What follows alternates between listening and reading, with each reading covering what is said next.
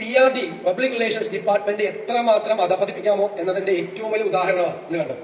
ഞങ്ങൾ ഇതിനു മുമ്പ് ഒരു കാര്യം പറഞ്ഞിരുന്നു. ചില പത്രങ്ങൾ അഡ്വർടൈസ്മെന്റ് അല്ലാതെ പണം മേടിക്കുന്നു, സർക്കാരിൽ നിന്നും CPM നിന്നും പണം മേടിക്കുന്നു. ഇതിപ്പോ സർക്കാരിന്റെ പണമാണ്.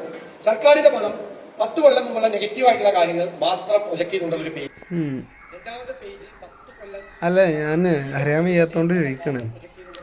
ഒരു പരസ്യം കൊടുത്ത് നോക്കും, ഓക്കെ,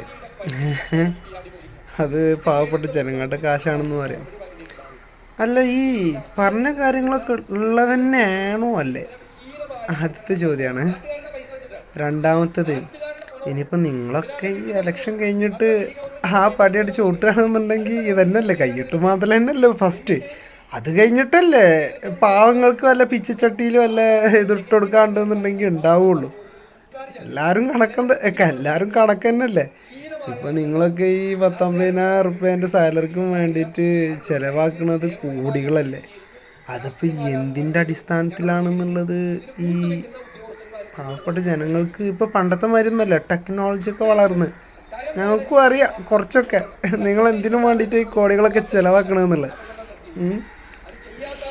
എന്തായാലും നടക്കട്ടെ, രണ്ടാൾക്കാരും കാര്യങ്ങൾ നടക്കട്ടെ. നിങ്ങൾ വിമർശിക്കുന്നു, അവരും വിമർശിക്കുന്നു. കൊള്ളാം, നൈസാണ് രണ്ടും.